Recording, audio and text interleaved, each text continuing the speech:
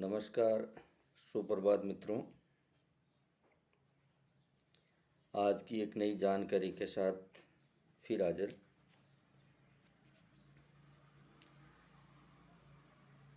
अभी जो विद्यार्थी पिछले सत्र 12th क्लास उत्तीर्ण हुए हैं, विशेषकर आर्ट्स स्टूडेंट, कला वर्ग के विद्यार्थी, जिनके 50% या उससे कम अंक बने हैं और उस कारण से वो सरकारी कॉलेजों या सरकारी यूनिवर्सिटी में एडमिशन के लिए उन्होंने फॉर्म भरे हैं। किसी का फॉर्म मतलब नंबर कन्फर्म आया या आएगा या नहीं आएगा, ये कन्फ्यूजन है। और यदि दूसरी या तीसरी वेटिंग लिस्ट में नंबर आ भी जाएगा तो उन्हें वो सब्जेक्ट नहीं मिलेंगे जो उनके 11th-12th में थे। जैसे किसी सरकारी स्कूल के अंदर इतिहास, राजनीति विज्ञान, हिंदी साहित्य था, या हिंदी साहित्य की जगह भूगोल था या संस्कृत साहित्य था, वो वहाँ मिलने की कोई निश्चित संभावना नहीं है, कोई गारंटी नहीं है। कारण क्या है कि राजस्थान के जो राजकीय महाविद्यालय, वहाँ अलग अलग सब्जेक्ट की अलग अलग कट ऑफ से वो विषय आवंटित होते हैं। उन विद्यार्थियों के लिए एक विशेष इन्फॉर्मेशन है, सूचना है, जानकारी है कि आप सिर्फ एक रेगुलर एडमिशन के भरोसे न रहें। ये हमने मत सोचें कि हमें कोई आरक्षित वर्ग वाले विद्यार्थी के वहाँ छात्रवृत्ति मिलेगी। छात्रवृत्ति के चक्कर में हमें ऐसे सब्जेक्ट मिल जाते हैं कि जो, जैसे मान लो किसी ने हिस्ट्री, पॉलिटिकल, हिंदी साहित्य का विषय 11th-12th में था और वहाँ कम प्रतिशत होने के कारण उन्हें वहाँ सब्जेक्ट इकोनॉमिक्स मिला है या इंग्लिश लिटरेचर जैसा कोई विषय मिला है जो कोई दूसरे विद्यार्थी नहीं ले पाते हैं, फिर वो क्लियर नहीं हो पाता है।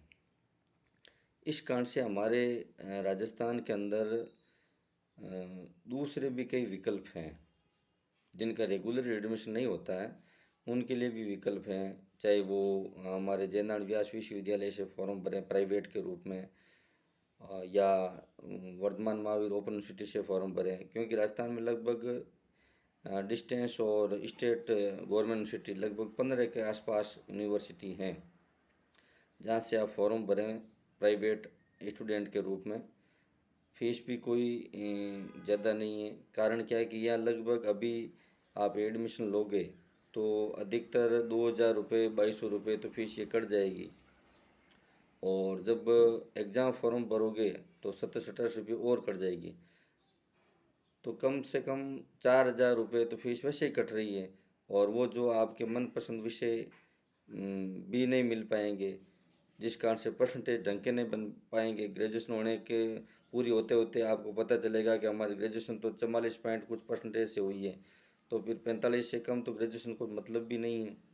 यदि आप बीएड वगैरह करना चाहते हैं तो मिनिमम 45% है। तो इसलिए आप, ये आपके 50 या उससे कम अंक हैं और आपके 11th-12th के वाले सब्जेक्ट से आप ग्रेजुएशन करना चाहते हैं, तो इंदिरा गांधी मुक्त विश्वविद्यालय, वर्धमान महावीर खुला विश्वविद्यालय, जयनारायण व्यास विश्वविद्यालय, एमडीएसयू अजमेर, एमजीएसयू बीकानेर, एमएलएसयू उदयपुर, मतलब अलग अलग जैसे ज़िले हैं, काफ़ी ज़िलों के अंदर लगभग 15 जो ये डिस्टेंस और स्टेट गवर्नमेंट सिटियाँ हैं, वहाँ से आप अप्लाई कर सकते हैं।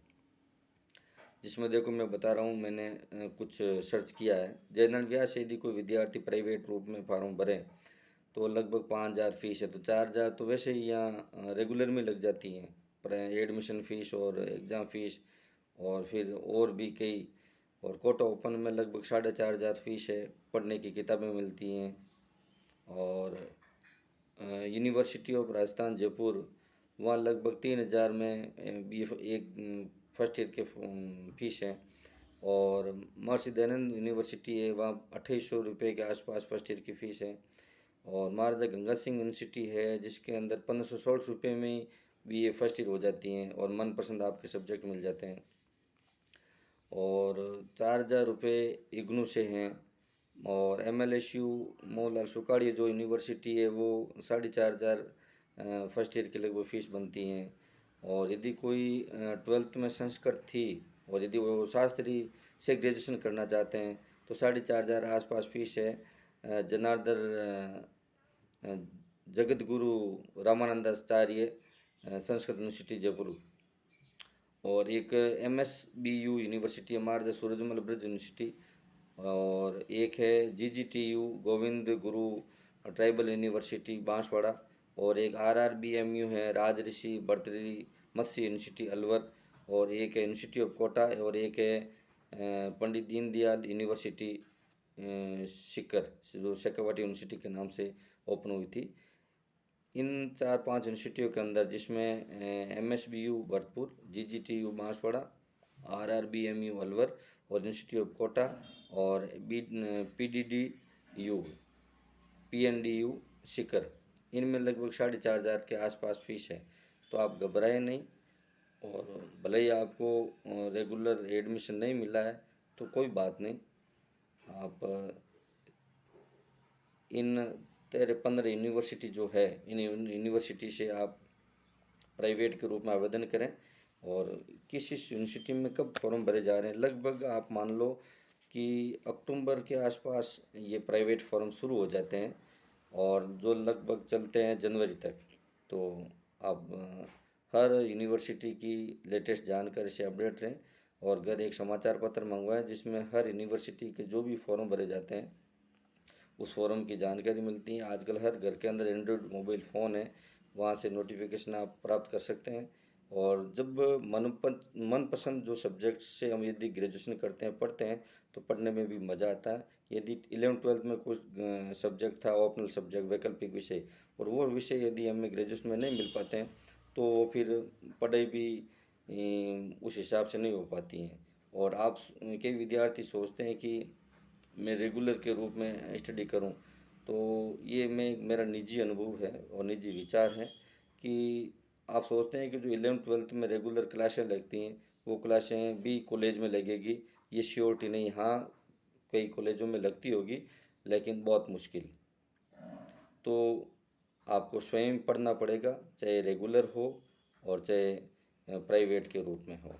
तो आप इन फीसों में मतलब 1,000-1,500 की फ़ीस में डिफरेंस के चक्कर में आप सब्जेक्ट चेंज नहीं करें और उन्हीं सब्जेक्टों में आप ग्रेजुएशन करें।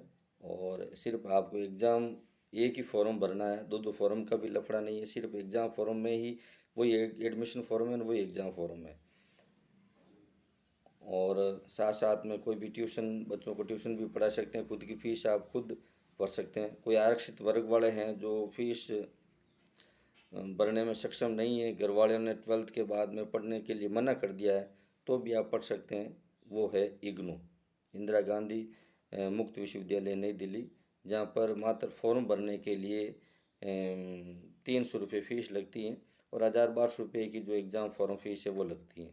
पढ़ने के लिए पत्राचार किताबें मिलती हैं और किताबें भी वो किताबें हैं जो आगे भविष्य में IAS और RS की तैयारी करने के लिए काम आती हैं।